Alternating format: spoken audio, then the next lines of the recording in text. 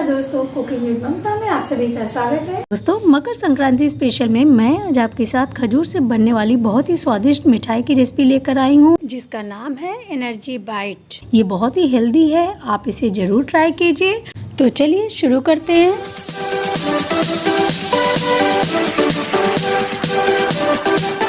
हमने यहाँ पर ये आधा किलो खजूर लिया हुआ है।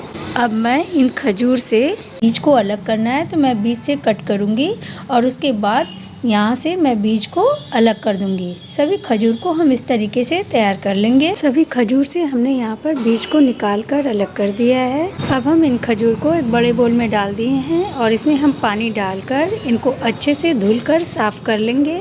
और फिर इन खजूर को हम एक छन्नी में डाल देंगे, जिससे कि इनके सारे पानी जो हैं वो अच्छे से निकल जाए। और फिर इन खजूर को हम एक कपड़े पर फैला देंगे और इनको अच्छे से पोंछकर सुखा लेंगे। मैंने यहाँ पर एक पैन को अच्छे से गर्म किया है और इसमें मैं ये 2 टेबल स्पून पोस्ता ले रही हूँ, खसखस भी जिसको कहते हैं। इसको मैं ड्राई रोस्ट कर लूँगी। ये अब रोस्ट हो चुके हैं, तो अब मैं इन्हें एक दूसरे बर्तन में ट्रांसफ़र कर दूंगी। अब मैं वापस उसी पैन में ये 1 कप मैंने सफ़ेद तिल लिया है, इनको मैं हल्का गुलाबी होने तक भून लूँगी। अब मैं वापस उसी पैन में ये देसी घी ले रही हूँ। इन घी को मैं अच्छे से गर्म कर लूँगी। और फिर मैंने ये मिक्स ड्राई फ्रूट्स लिया है, काजू, बादाम, पिस्ता, अखरोट, इन सबको मैंने कट कर लिया है। इनको मैं धीमी आँच पर हल्का सा भून लूँगी, जिससे कि ये थोड़े से क्रिस्प हो जाएं। आप यहाँ पर अपनी पसंद के कोई भी ड्राई फ्रूट्स को कम ज़्यादा ले सकती हैं। दोस्तों, अगर आप मेरे चैनल पर नए हैं और आपने मेरे चैनल को सब्सक्राइब नहीं किया है, तो प्लीज़ आप उसे सब्सक्राइब कीजिए, बेल आइकन को प्रेस कीजिए, जिससे कि आपको मेरी वीडियो की नोटिफिकेशन मिल जाए। इनको मैंने कुल 2 से 3 मिनट तक भून लिया है। ये अब अच्छे से क्रिस्प हो गए हैं, तो अब मैं इनको एक दूसरे बर्तन में ट्रांसफ़र कर दूंगी। अब हम वापस उसी पैन में ये देसी घी डाल रहे हैं। इन घी को हम अच्छे से गर्म कर लेंगे और फिर हमने यहाँ पर ये गोंद को मिक्सर में पीस कर पाउडर बना लिया है। इन गोंद को हम थोड़ा थोड़ा करके इन घी में डालेंगे और फिर इनको हम जब एक बार ये थोड़ा सा फूल जाएंगे, तो फिर हम इन्हें एक बार पलट देंगे और दूसरी साइड से भी ये थोड़े से इस तरीके से फूल जाएंगे। जब हम इस तरीके से गोंद को भूनते हैं तो इनको फूलने में आसानी होती है, इसलिए मैं इस तरीके से ही इन गोंद को भूनती हूँ।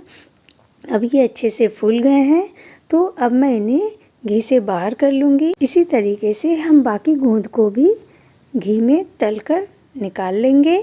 खजूर यहाँ पर अब सूख गए हैं, तो अब मैं इनको ग्राइंडर में डालकर पीस लूँगी। अब हम वापस से उसी पैन को गर्म करेंगे। यहाँ आप देख सकते हैं कि इसमें अभी ये घी बचे हुए हैं, तो इन्हीं पैन में मैं जो है ये जो हमने खजूर को पीस कर पेस्ट बनाया था, इन खजूर को डाल दूँगी और इन्हें लो फ्लेम पर लगातार चलाते हुए तकरीबन 4 से 5 मिनट तक भून लूँगी। हमारे खजूर यहाँ पर अब अच्छे से भुन गए हैं, तो अब मैं इसमें हमने जो गोंद को भुना था, उन गोंद को हमने हाथों से ऐसे मसल लिया है और फिर इन गोंद को हम इसमें डाल देंगे और इन्हें भी हम इसमें अच्छे से मिक्स कर लेंगे।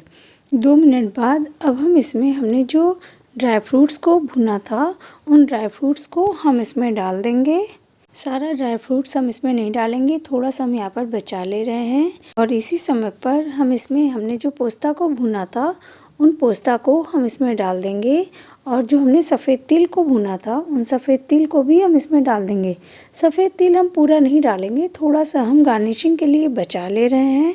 और इन सब को हम इसमें अच्छे से मिक्स कर लेंगे।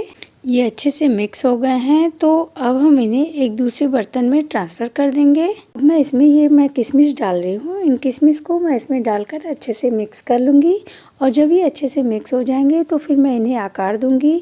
आकार देने के लिए मैंने अपने हाथों को अच्छे से घी से ग्रीस कर लिया है और अब मैं इसमें से थोड़ा सा पार्ट ऐसे हाथ पे लूँगी और फिर मैं इन्हें रोल करूँगी। तो ये मेरा बॉल आकार का ऐसे लड्डू तैयार हो गया है। और फिर मैंने जो सफ़ेद तिल को बचाया था, उन सफ़ेद तिल में मैं इन बॉल को ऐसे रोल कर दूँगी। इस तरीके से ये मेरा बॉल का आकार का ये लड्डू तैयार हो गया है। अब मैं दूसरा आकार देती हूँ। दूसरा आकार देने के लिए मैं वापस से इसमें से थोड़ा सा पार्ट लूँगी और इन्हें हाथों पर रोल करूँगी और फिर मैं इन्हें थोड़ा सा लंबाई में आकार दे दूँगी और इन्हें भी मैं इसमें अच्छे से तिल में लपेट दूंगी। इस तरीके से मेरा ये सिलेंड्रिकल शेप में तैयार हो गए हैं। तीसरा आकार के लिए मैं यहाँ पर इसमें से थोड़ा सा पार्ट्स और लूँगी और इन्हें मैं हाथों पे ऐसे रोल करूँगी। रोल करते करते मैं इन्हें हथेली से ऐसे थोड़ा सा प्रेस कर दूँगी, जिससे कि ये थोड़े से फ्लैट हो जाएंगे। और फिर मैं इन्हें तिल में लपेट दूँगी और लपेटने के बाद मैं इसे उंगली से ऐसे बीच में थोड़ा सा गहरा कर लूँगी। और फिर हमने जो ड्राई फ्रूट्स को थोड़ा सा बचा लिया था, उन ड्राई फ्रूट्स को हम इनके बीच में ऐसे रख देंगे। तो हमारा ये तीसरा आकार भी तैयार हो गया है। अब मैं चौथा आकार दूंगी। चौथा आकार देने के लिए मैंने यहाँ पर एक मोल्ड लिया हुआ है। इस मोल्ड में हम इनको स्टफ़ कर देंगे और फिर जितना एक्स्ट्रा होगा उन्हें हम निकाल देंगे और धीरे से हम इनको इन मोल्ड से बाहर कर लेंगे। तो हमारा ये चौथा आकार भी यहाँ पर तैयार हो गया है और इन्हें हम वापस से सफ़ेद तिल में ऐसे लपेट देंगे। हमारे एनर्जी बाइट्स यहाँ पर अब तैयार हो चुके हैं। तो इस संक्रांति पर आप इन एनर्जी बाइट्स को ज़रूर बनाइए और हमें कमेंट करके ज़रूर बताइए कि आपको हमारी ये रेसिपी कैसी लगी। दोस्तों, चाय तो हम सभी के घरों में बनती है, पर क्या आपको पता है ये चाय की पत्तियां हमारे पौधों के लिए बहुत ही फायदेमंद होती हैं। जी हाँ दोस्तों, अगर हम इन चाय पत्तियों को धुलकर पौधों में डालते हैं तो वो पौधों में खाद का काम करती हैं। आप इन चाय पत्तियों को पौधों में जरूर डालिए।